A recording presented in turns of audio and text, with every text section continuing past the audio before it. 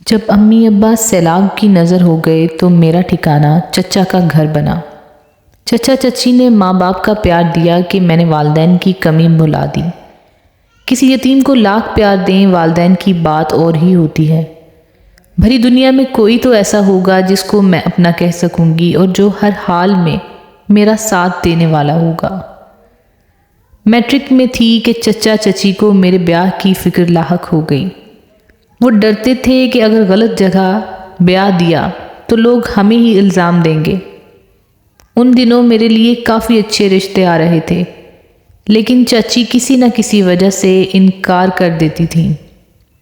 پھر انہوں نے فیصلہ کیا کہ ہم سجیلا کو اپنی بہو بنا لیتے ہیں۔ گھر کی لڑکی گھر میں رہے گی اور ہم کو دعائیں دے گی۔ چچا کا بیٹا عبد الرحمن ان دنوں ٹریننگ کر رہا تھا۔ اس کا سلیکشن بطور آفیسر ہو چکا تھا۔ وہ 7ویں جماعت سے ہی اکیڈمی چلا گیا تھا۔ اس وجہ سے نہ تو میں اس سے مانوس تھی اور نہ وہ مجھ پر مہربان۔ اس کی عادت عجیب تھی۔ جب وہ چھٹیوں میں گھر آتا، سب سے الگ تھلگ رہتا۔ بے حد سنجیدہ طبیعت کا مالک تھا۔ زیادہ تر اپنی پڑھائی میں مشغول رہتا۔ وہ اپنے والدین سے بھی کم بات کرتا تھا۔ وہ مجھ سے 10 برس بڑا تھا۔ ہمارے درمیان اتنی اجنبیت تھی کہ بات کرنا تو درکار، میں اس کے سامنے بھی نہیں جاتی تھی۔ جب میں نے سنا کہ میری شادی عبد الرحمن سے ہو رہی ہے تو میں گھبرائی۔ اسے بھی والدین کا فیصلہ پسند نہیں آیا۔ اس نے صاف انکار کر دیا، لیکن بیٹے پر اس قدر دباؤ ڈالا گیا کہ وہ پریشان ہو گیا۔ جو ہی ٹریننگ ختم ہوئی، چچا نے اس کی مرضی کی پرواہ کیے بغیر شادی کی تیاریاں شروع کر دی۔ اس نے ماں سے کہا کہ تمہاری خاطر میں صحرا باندھ لوں گا، مگر سجیلا کو کوئی خوشی نہیں دے سکوں گا۔ شادی کی رسومات تک وہ خاموش رہا، لیکن جب رات کو میرے کمرے میں آیا تو گھونگھٹ بھی نہیں اٹھایا۔ میں بیڈ پر دلہن بنی بیٹھی رہی اور لاکھوں اندیشے میرے دل میں تھے۔ اس نے کہا، پلیز اپنا گھونگھٹ خود اٹھا لو، میں ان تکلفات کو پسند نہیں کرتا۔ میں ساکن بیٹھی تھی، حجاب مانے تھا، مگر اب ہفت محسوس ہونے لگی۔ کیا میں چلا جاؤں؟ اس نے کہا تو میں سہم گئی اور جلدی سے گھونگھٹ اٹھا دیا۔ تبھی وہ اسپاٹ لہجے میں بولا، سیدھے طریقے سے دوپٹہ اوڑھو اور میری بات غور سے سنو۔ زندگی مذاق نہیں ہے کہ اس کو دوسروں کی خوشی کے لیے بسر کیا جائے۔ میرا دل تم کو قبول نہیں کرتا۔ اس بات میں نے امی اور ابو کو سمجھانے کی کوشش کی تھی، مگر وہ نہیں سمجھ سکے۔ لہٰذا میں ہمیشہ کے لیے اس گھر سے جا رہا ہوں۔ میں سیج پر دلہن بنی بیٹھی رہی اور وہ چلا گیا۔ گویا اس نے اپنے والدین کی کیے کی سزا مجھ کو دی۔ پھر نہ تو میں نے زندگی بھر عبد الرحمن کا منہ دیکھا اور نہ خوشی کا۔ چچا اور چچی خود کو میرا مجرم سمجھنے لگے اور میں خود کو، کہ جس کی وجہ سے ان کا جوان بیٹا گھر چھوڑ کر چلا گیا تھا۔ بعد میں عبد الرحمن جس کو چاہتے تھے انہوں نے اسی لڑکی سے شادی کر لی تھی۔ اب وہ کبھی کبھی اپنی ماں سے فون پر بات کر لیا کرتے تھے۔ چچا نے تو کہہ دیا تھا کہ میں زندگی بھر اس بیٹے کی صورت نہیں دیکھوں گا جس نے یتیم کا خیال بھی نہیں کیا۔ ان دنوں میرے دل کی کیفیت ناگفتہ تھی۔ لوگ آ کر افسوس کرتے، میں ٹکر ٹکر ان کو دیکھتی۔ ایک بات ضرور ہوئی کہ اب وقت کاٹے نہیں کرتا تھا۔ میں دن میں کئی بار شادی کی تصویروں والی البم نکال کر دیکھتی، جس میں عبد الرحمن کے ساتھ دلہن بنی بیٹھی تھی۔ ہم ایک صوفے پر کتنے قریب بیٹھے ہوئے تھے، جیسے سچ مچ ایک دوسرے کے ہو گئے ہوں۔ تصویروں میں اس کا چہرہ دیکھتے دیکھتے اب مجھ کو ان سے انسیت سی ہو چلی تھی۔ اس کے نقوش میرے دل میں جمنے لگے تھے۔ ایک کسک سی ہونے لگی۔ میں ہر سو اس کے نقوش ڈھونڈنے لگی اور 4 برس یوں ہی گزر گئے۔ ایک روز دوپہر کے قریب در پر دستک ہوئی۔ میں صحن میں کھڑی تھی، دروازے کے قریب جا کر پوچھا کون ہے؟ جواب ملا آپ کی رجسٹری ہے، وصول کر لیجئے۔ تبھی چچی آ گئیں۔ رجسٹری میرے نام تھی۔ سہاگن کہلائے بنا ہی طلاق نامہ بھی آ گیا۔ یوں ایک دلہن کی تشنگی و محرومی حسرتوں کی چادر اوڑھ کر سو گئی۔ مجھے یقین ہو گیا کہ جس کا انتظار تھا وہ اب کبھی نہیں آئے گا۔ یہ بھی کرب رائے گاں میرے نصیب میں تھا جو میں نے سہ لیا۔ اس آنے کے بعد میری زندگی میں ایک نیا موڑ بھی آنا تھا۔ یہ سردیوں کے دن تھے، شام کو الگنی سے کپڑے اتارنے گئی تو جھٹپنے کا سماں تھا، سورج قریباً غروب ہونے والا تھا۔ میرے ساتھ میری ایک سہیلی بھی تھی، ہم دیوار کے ساتھ کھڑے نیچے کو دیکھ رہے تھے۔ مارکیٹ میں لوگ رواں دواں تھے، سامنے ہی ایک ریسٹورنٹ تھا، وہاں سے وہ بھی نکلا، بالکل عبد الرحمن جیسا۔ پہلی نظر میں تو میں یہی سمجھی کہ وہی ہے۔ میں اس کو دیکھتے جاتی تھی، یہاں تک کہ ندرت نے میرا کندھا ہلایا تو میں چونکی۔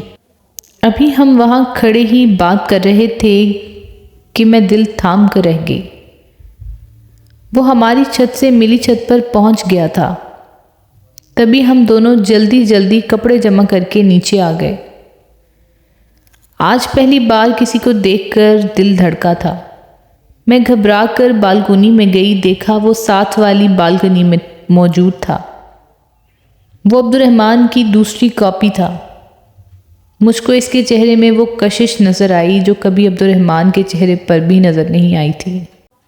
ہم دوبارہ چھت پر چلے گئے۔ میں نے مڑ کر دیکھا، وہ بھی چھت پر تھا۔ تبھی میں نے کہا تم پھر آ گئے؟ وہ بولا ہاں، میں نے پڑھنا جو ہے۔ تو جا کر پڑھو، یہاں چھت پر کیا کر رہے ہو؟ بالکنی سے چھت پر تار لا کر بلب لگانے کا جتن کر رہا ہوں۔ آپ کو کوئی مسئلہ ہے تو کہیں اور چلی جائیں۔ میں نے کہا کہاں جانا ہے؟ یہ میرا اپنا گھر ہے۔ میں نے تنگ آ کر جواب دیا آج ساری رات پڑھنا ہے، صبح میرا پیپر ہے، ورنہ آپ سے بات کرتا۔ ایک ہفتہ وہ نظر نہ آیا، میں روز بعد میں شام میں اپنی بالکنی میں کھڑی تھی کہ وہ نظر آ گیا۔ میرا نام آپ کیسی ہیں؟ اس نے گفتگو کی ابتدا کی۔ میں چپ رہی۔ میں نے آپ کو مخاطب کیا ہے، جناب آپ کا نام کیا ہے؟ آپ کا نام کیا ہے؟ میرا نام عبد الرحمن ہے۔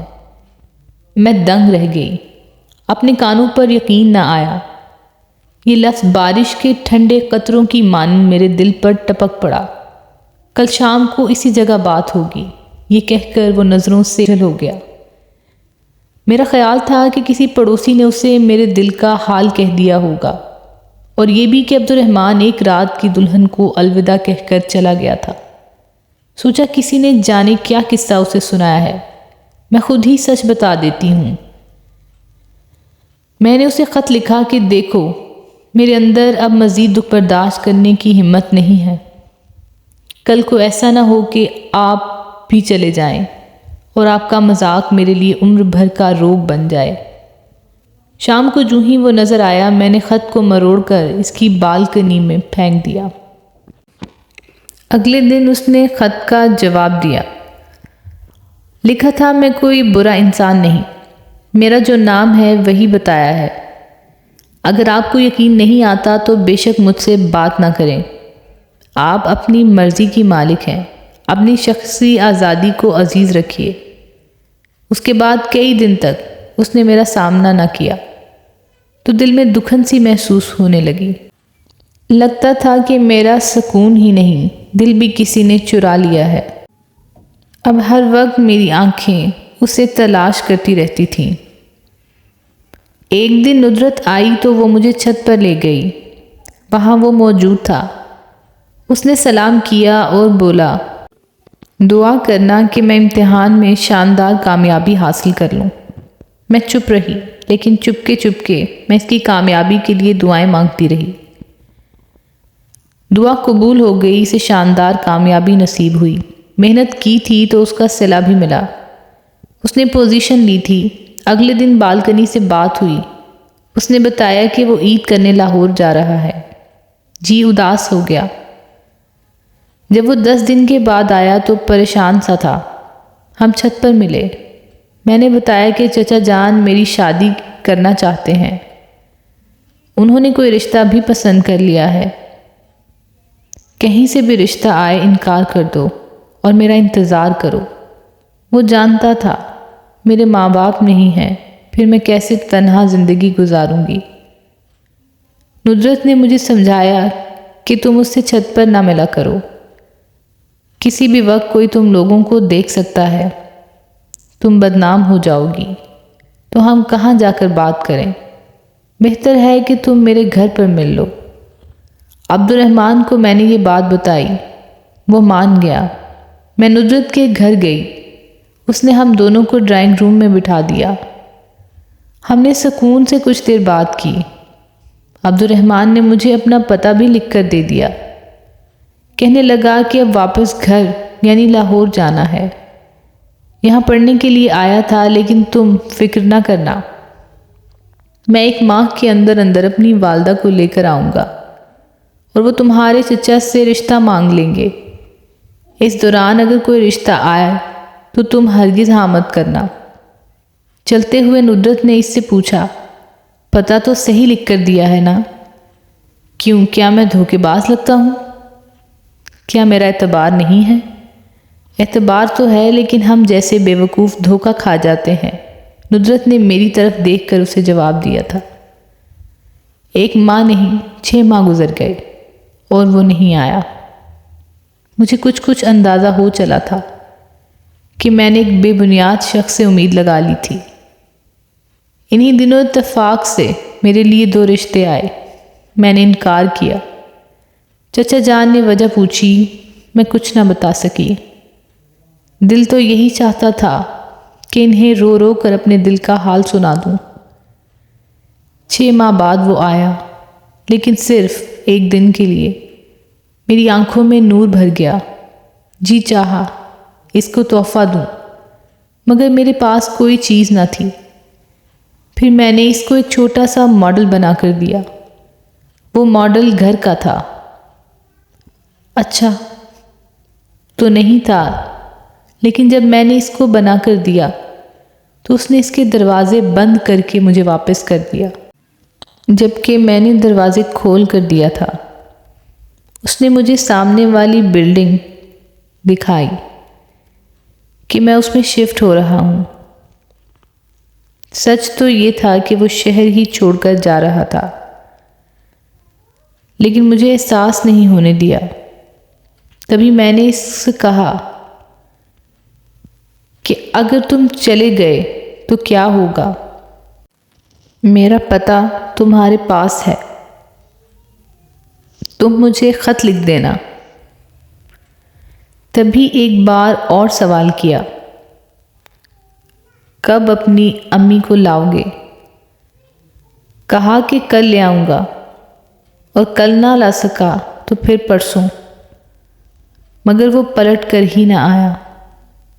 میں نے اس کے دیے پتے پر کئی خط لکھے، کوئی جواب نہیں آیا۔ اس دوران میرے چچا 3 بار رشتہ لائے، میں انکار کرتی رہی۔